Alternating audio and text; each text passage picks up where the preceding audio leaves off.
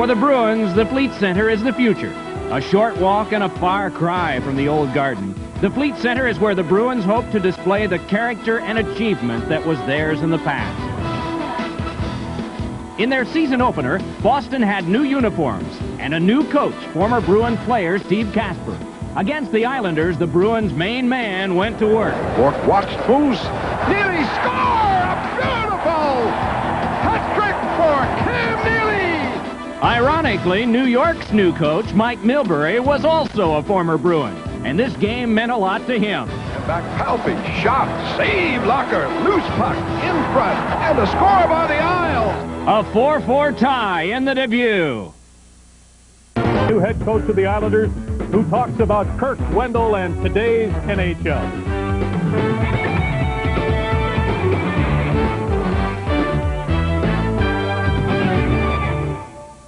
Welcome to TSN Inside Sports. I'm Dave Hodge. Instant recognition. Mention the New York Islanders and you think of 4 straight Stanley Cups, the first 4 of the 1980s. You think of Trottier and Bossy and Potvin, Al Arbour and Billy Smith, the official Nassau County colors of orange, blue, and white. So much for instant recognition. It's all different now, right down to the colors. Add silver and Atlantic green. And change the logo to see how many fish can be caught with a hockey stick.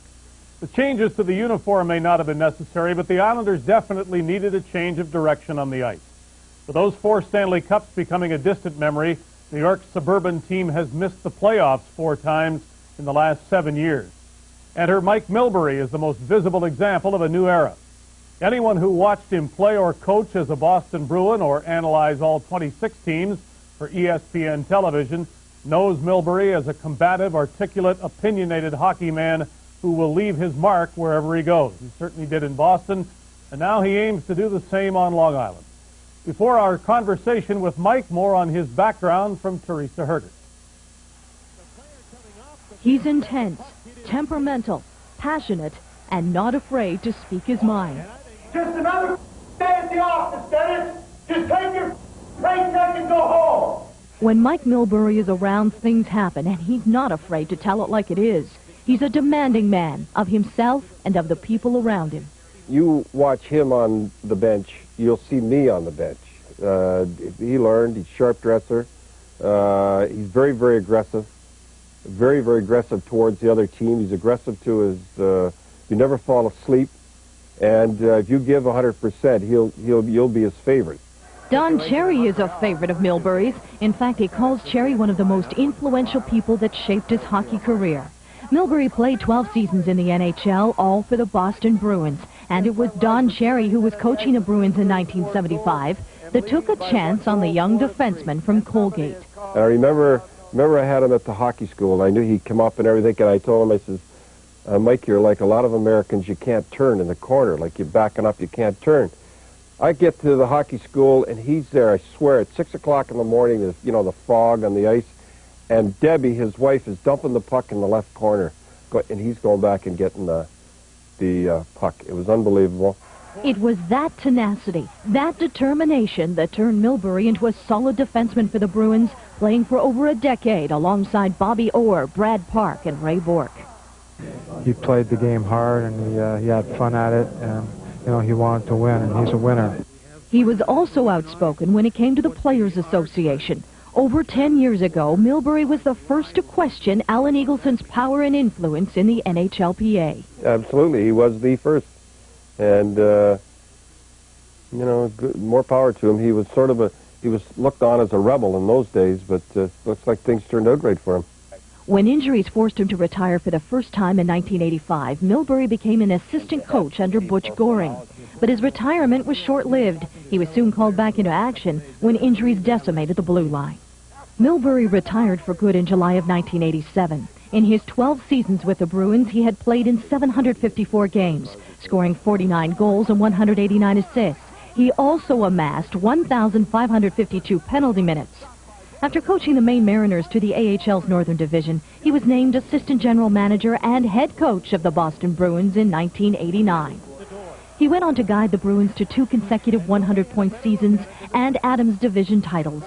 Under Milbury, the Bruins won the 1990 President's Trophy, the Wales Conference Championship, and made it to the Stanley Cup Final before being defeated by the Edmonton Oilers. Milbury pushed his team and his players. He also focused on the future of the Bruins, carefully charting the development of the younger players. You know, he really kept a close eye on guys. He actually had a little group. I guess we call ourselves a dream team. There's about 7 guys that he kind of organized, and we report to him after basically every few games. After leaving the bench and concentrating on his assistant GM duties, Milbury decided to make a career change in 1994 by becoming head coach of Boston College. But he abruptly resigned without coaching a game and ended up at ESPN as their hockey analyst. Once again, in true Mike Milbury style, he held nothing back. To see those guys just backed right to the red line before they make any attempt to put any pressure on, it spoils a lot of the enjoyment of the game. It's not an exciting style of hockey. In July of this year, the game called him back, and Mike Milbury signed with the New York Islanders as their head coach. His first regular season game behind the Isles bench was on Saturday afternoon against the Boston Bruins. And Harry Sinden, the general manager of the Bruins and Mike Milbury's mentor, was watching. Well, I think he'll bring what he learned as a Bruin. And to me, that's an awful lot of good lessons. And as a matter of fact, I'm worried about that. I hope he didn't learn too much. Milbury and the Islanders left the Fleet Center with a tie. But it was a victory of sorts for Milbury because it wasn't a loss. Milbury has taken over a team that finished with the second worst record in the NHL last season. And he has made it clear to every last player on this team that only hard work and dedication will be rewarded. So far, from what I've seen, he's getting the best of everyone here, and he's going to push you, and he's not going to let anything off.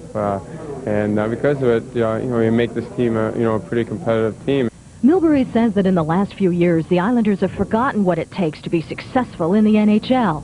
There's no doubt that Mike Milbury is up to the challenge to turn this team around. The question now is, are the New York Islanders? For TSN Inside Sports, I'm Teresa Herbert. Milbury back in Boston Saturday. Wendel Clark back in Toronto tonight. New times, fun times for the Islanders. When we come back, our extended conversation with Mike Milbury done earlier today.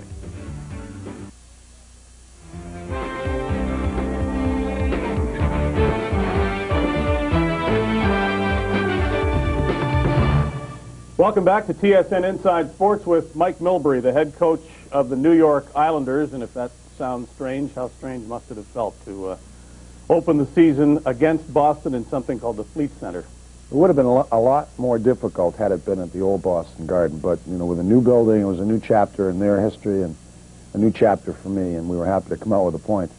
There were thoughts of the past running through your head, even though it was a new building? In the previous couple days before the opening game, there'd been a lot of hoopla in Boston, all the closing of the old building, and I knew a lot of things going through my mind. I was kind of nervous up till Friday, but once Saturday rolled around, I got rid of the jitters, and I was okay. And do we say this tie was like kissing your old team? I guess we could, but for me, being down by a couple with a young team, I was really pleased with the way they scrapped back. It was a good point against a very good Boston Bruins hockey club. How did you come to be the coach of the Islanders? And I guess I'm looking for an answer that might indicate whether you scanned the horizon for available jobs, knew you were a candidate for any or all of them, and did wind up on Long Island. How did it work? Well, Don contacted me while I was at ESPN doing their broadcasts, and I was interested in getting back into the game if we're the right situation. One major consideration was an East Coast-based team. I've got 4 kids, and they're all over the place in private schools or colleges, and I wanted to be somewhat local so that I could get to see them occasionally. I also wanted a team that had a philosophy that was compatible with mine. They seemed to be on the right track. They wanted younger and faster and stronger players. They had some assets. I think the Islanders are a better club than a lot of people give them credit for. Their defense is probably, with Matthew Schneider anchoring it, is pretty deep. The goaltending is a question mark. We've got some great candidates to be number one. Eric Fischel is somebody down the line. Soderstrom's been great for us. So along with a bunch of young forwards that are somewhat unknown, but I think have some good talent. And so that fit was there for me. The financial considerations were not not minimal. I got a great contract and a long-term commitment from the Islanders.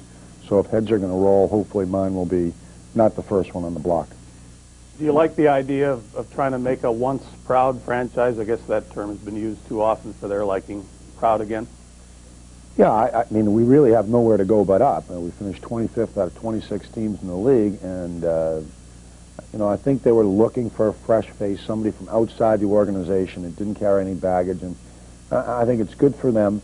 I think it's good for me. The fit has been fine so far. I'm really happy doing it. I'm really happy to be back coaching, and I'm getting great effort right now out of the players that we've got here. Before we go too far, let me just say the word uniforms, and you can react positively or negatively, or say it doesn't matter to the coach. Lovely colors. You know? I mean, listen. I really don't care. I understand the principle behind it. Creates some interest in the team, and you know, I've seen a lot of uniform changes over the year. They'll come and go, and they don't win any hockey games. Can you make today's player work as hard as you did? Yeah, I think you can. And if you can't, you just get them the hell out of there. And that's as simple as that. I mean, you have to have great effort from guys to win in this league. And I don't care if it's 1994 or 1964. Teams that work really hard are the ones that have the most success. And if you can't get a player to work hard, there's no sense keeping him around. You're not happy. He's not happy. The fans won't be happy with either one of you. So move along. But doesn't every coach say that? Every coach who thinks he's any good probably should say it. If he doesn't, what the hell is he doing behind the bench? Find another job. Get into TV broadcasting. Which you did, and you don't miss a bit, right? I loved it. Actually, I loved it. I thought it was a lot of fun. Certainly not. I mean, there's some pressures in the business, but not comparable to what goes on with NHL coaches.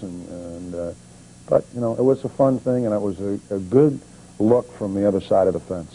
Does it make you more critical now as you deal with TV people, or less so because you know what they deal with? No, I think I'm much more understanding of what goes on in the TV business than I was a while ago, and so I think it makes me a little more tolerant. I think knowledge does that. The more you understand, the more tolerant you can become. So let's look into the motivational techniques of Mike Milbury a little deeper. As you look around the league and see the Mike Keenans and the Scotty Bowmans, who have become famous perhaps not only for winning Stanley Cups, but for the way they deal with players, for the way they motivate players. Are you anything like that, or are you something quite different? I don't think I'm like that. I think I don't know how they do it. I don't want to categorize, but my impressions of how they do it are not the way I think I do it. I'm intense. I'm brutally honest sometimes. I think I'm fair. And I just really want players to be accountable to one another, to the organization, to the fans, that this is their profession. And in order to be truly a professional, you have to be committed physically and intellectually to getting the job done. And if you don't give that kind of effort, mentally and physically, then I have to hold you accountable. And how I do that could be, you know, vocally, could be sitting him down at the end of the bench, or not dressing him, or ultimately moving him along. But I like to think that on a daily basis that I confront situations in one way or another that need to be confronted. But I'm not going to get into people's heads and start playing head games. You know, life's too short for that. I don't need that aggravation. I don't think it's necessary, and I won't do it. Can your intensity take the 82 games the way it took you through 3 periods plus 5 minutes on Saturday? I mean, there was a tendency to watch you behind the bench and say, Mike, it's the first game of the year. But you knew that. And I did, and I know that there'll be 82 more, and I'll be 82 games as intense as that for the most part. I mean, I might have had a little extra juice flowing on this particular occasion under the circumstances. That would be understandable. But I think when you're coaching during the game, you see a lot of guys with just, you know, folded this, and I think it's a great time to instruct, to point out, to coach, to teach. You know, while the game is going on, you're sort of reviewing the situation. You're not trying to tell people to go someplace on the ice, but you're examining events that happen on the ice, and that's the way I want it done. No, that's not the way I want it done. We got to be stronger on the boards here. Whatever it might be, I think it's a great time to. It's like watching a video. It's fun. And did you not call the earliest timeout in living memory? We thought it was going to be a real emotional start in the new building for the Bruins, so we did everything we could to get things settled down, and we were okay. And the timeout was just part of that, and we got through those first 10 minutes. We got a little rocky, but we managed to hang in there, and so I was happy with the way that worked out. At the 1:25 mark of the first period, to be exact, and isn't this clever? We'll take one too, and come back with Mike Milbury. More talk about the New York Islanders 1995-96 in just a moment.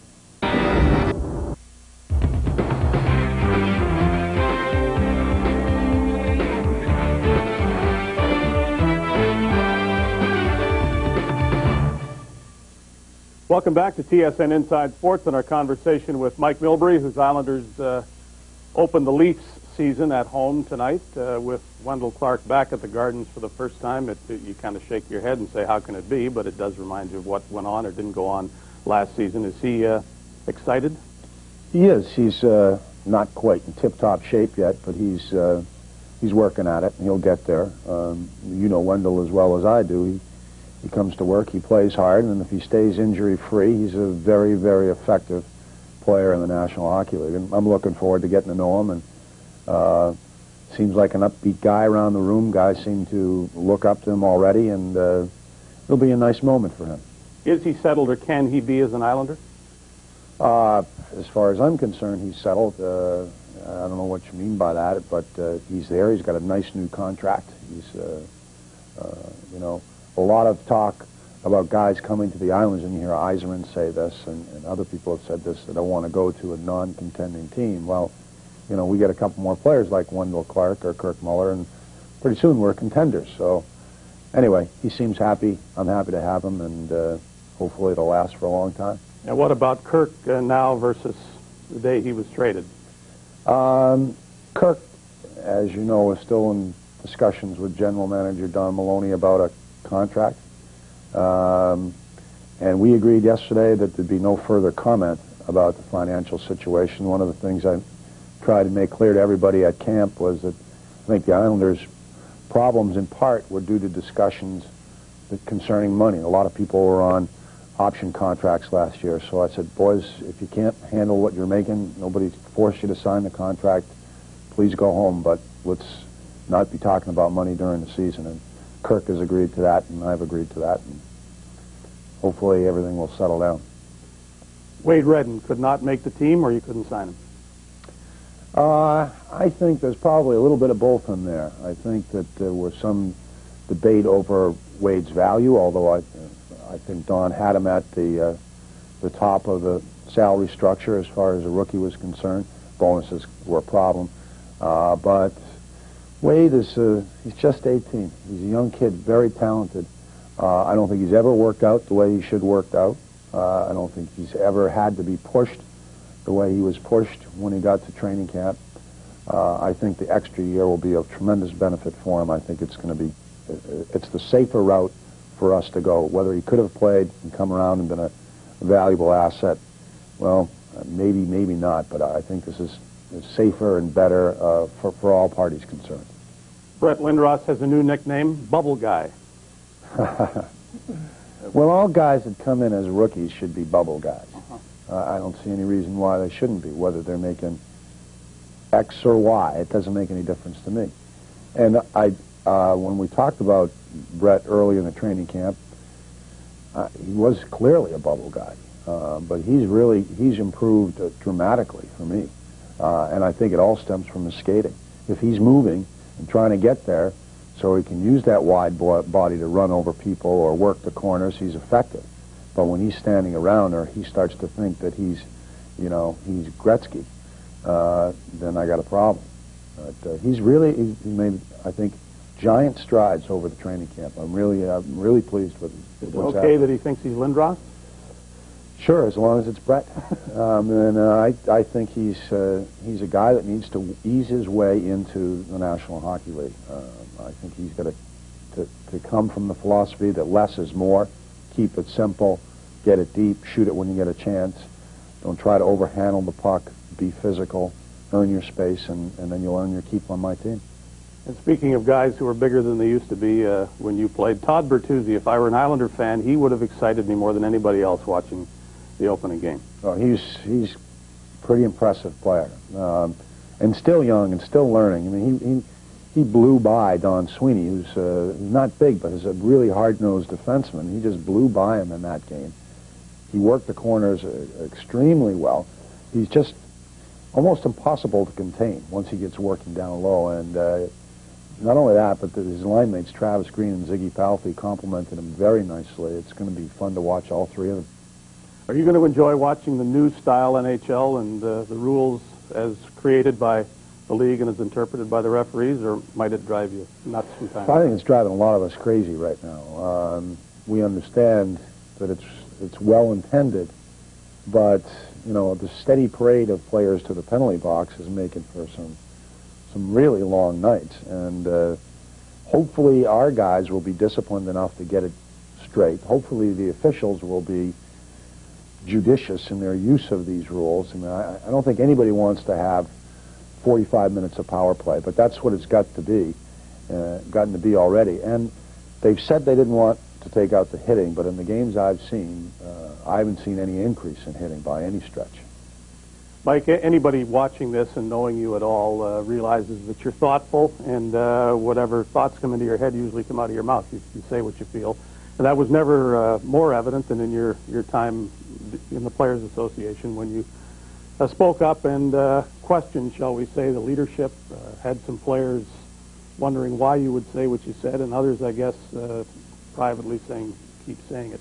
When you look back on that and realize that now people are saying Mike was right and you were ahead of your time and more people should have listened to you, what do you think, or do you think about it at all now? I think it's the whole thing was sad. I think some of the things that I brought up were really common sense points. But from the standpoint of Alan Eagleson, you know, I get no satisfaction out of that. In fact, you know, I know Al did an awful lot of very good things for the Players Association, and in fact, instrumental in getting it formed. But things just got away from being handled properly. And yet, for me, I wish this whole thing would go away. I wish Al, you know, go to retirement and let's put it all behind us. We don't need to constantly keep dredging up Alan Eagleson. We've moved on. The association's grown up. The league has grown up. It's a much more mature relationship. And, you know, Al, for better or worse, I think it's in the past as far as I'm concerned. And hopefully he'll get his problems behind him and move on with the rest of his life. At the time, did you beat your head against the wall trying to get people to listen to you? Was it frustrating? It was frustrating. It was frustrating, but I did the best I could. I said what was on my mind. I think I tried to think it out. We had some pretty good support. Wasn't enough to make the changes that I would have hoped we could have made. And I think we paid for it, or we didn't get paid for it, as the case may be. But now, I think the relationship between the players and the owners it's very businesslike. I don't think there's any love lost anymore, but it's probably better this way. Do you think you had anything to do with what eventually happened? No, very little. I think there was another groundswell movement after. If anything, perhaps, you know, raised the level of awareness of people during my time as to what was going on with the Players Association, but it was substantially later that events came to pass that Al was moved out. Well, welcome back to the coaching ranks in the NHL, and continue to be nice to those in this business, as I know you will. I'll do my best. Good luck. Thanks. I'll be back with the last word right after this. Clark made a tearful farewell to Toronto. Tonight, for the first time, Clark will emerge from the visitors' dressing room at Maple Leaf Gardens to face his old teammates. The Leafs host the New York Islanders, who acquired Clark a week ago from Colorado in a three-way deal. Now, as one of the most popular players to wear a Leaf uniform, it's bound to be an emotional evening for Clark, the Leafs, and the fans. Susan Rogers has more in this report. Trying to pull away and does. He's up there, coming in, shoots, scores! Wendel Clark with a bullet Wendel Clark was one of the most popular players to ever don a Leafs jersey. Despite the fact that he's now an Islander, the fans in Toronto haven't forgotten what he did for their club, and neither have his former teammates. They're also aware of the potential of the gritty left winger. He wants to make an impact with that hockey club. Everybody knows what he's capable of doing out on the ice, so he's going to be aggressive, and anytime he's got the puck, he can release that puck. So we know what we got to do to stop him. I think the crowd's going to get into it a lot more than we will. I think we're more worried about how he's going to play on the ice and how the fans react. But Wendel's here an awful long time, and people love him, and I think he's going to be more nervous than anybody. Gill's not far off that assessment. Clark is excited and anxious about playing back at the Gardens and has been waiting a long time for the chance. Because of the lockout-shortened season, the former Nordiques didn't play at the Gardens last year. It should be a lot of fun. Wait and see what happens, but it should be a very exciting night. It would have been probably a little more nervous if it had happened right away last year, if the Quebec had played here, but it's something where it's 2 years now, so a little more time has passed, so it'll be a little less nerve-wracking, but it'll still be a lot of fun. Clark has joined a club with numerous weak spots. Losing an offensive weapon like veteran Steve Thomas didn't help, but a healthy Clark should be able to fill that void and add the character and spirit that makes him such an asset, especially to such a young team. Any older veteran guy that we bring in with leadership qualities that Wendel brings to a hockey team is certainly going to help everybody out. And a lot of the young guys certainly know who he is and have watched him and certainly respect him. So not only like on the ice the way he plays, but definitely off ice, he's going to help everybody. We really haven't had a vocal leader, and I'm hoping Wendel is. His presence on the ice is the kind of presence any coach would want. He's physical. He steps up in tough moments, and he can score goals. Clark's fans will be out in full force tonight, even if it is in the hopes of seeing him and his teammates whipped by his former club. Susan Rogers, TSN, Toronto.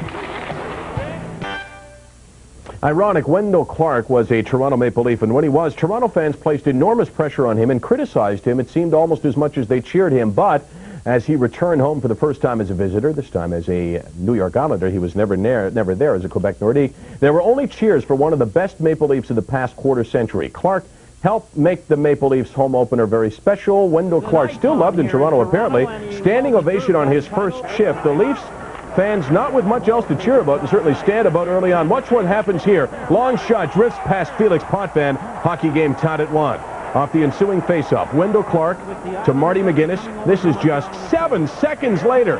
Alexander Seamak with a backhander, and the Islanders led it 2-1. Second period now, the Islanders up 3-2. The Leafs pick up the play. Dmitry Yuskevich just runs into Zygmunt Palffy. Unfortunately, when he wakes up, his name is still Zygmunt. That gets the Leafs going. Tied at 3. Matt Sundin from behind the net. Great feed. Mike Gartner there to stuff it in. 4-3 for the Maple Leafs, and Sundin on fire. Watch Tommy Soderstrom try to clear it. Sundin picks it out of the air. Sundin moves in.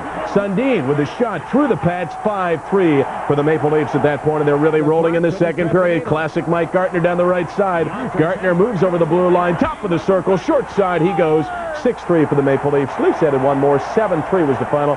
Leafs win their third straight home opener. The line of Sundin, Gartner, and Hogue combined for 9 points. Leafs all over the Islanders, outshot them 50-21. Let's keep it going now and go to Dallas. It is the New York Islanders and the Panthers. Doug McLean's Panthers have won 3 straight. And the Panthers up 2-1 in the second, looking for more. Dave Lowry's shot stops. Stu Barnes puts in the rebound, and Florida opens up a 3-1 lead in the game. They said that Mike Milbury was going to have a lot of patience with his team. Well, he'll like this. Todd Bertuzzi on the breakaway puts the move on the Beezer. The Isles pulled back to within 1. Then with New York on the power play, Matthew Schneider lets a point shot go through traffic. Wendel Clark providing the screen out in front, and the Isles tie the game up, and you can count on Milbury liking that one. But before the end of the period, Rob Niedermeyer digs the puck out of the corner, then wrists one under the crossbar. Soderstrom never even saw that one. Florida back up in front 4-3. The Panthers put it away in the third. Lowry takes the pass from Tom Fitzgerald. Fights off Schneider as he backhands it past Soderstrom. As Florida wins its 4th straight, final score 5-3. The Panthers win a franchise record 4th straight at home and matched a franchise high for wins in a row. Start by the Isles, their second worst. It's the worst since their second season when they started with 8 losses. Ferraro getting a goal against his old team, and a team leading 7 points. So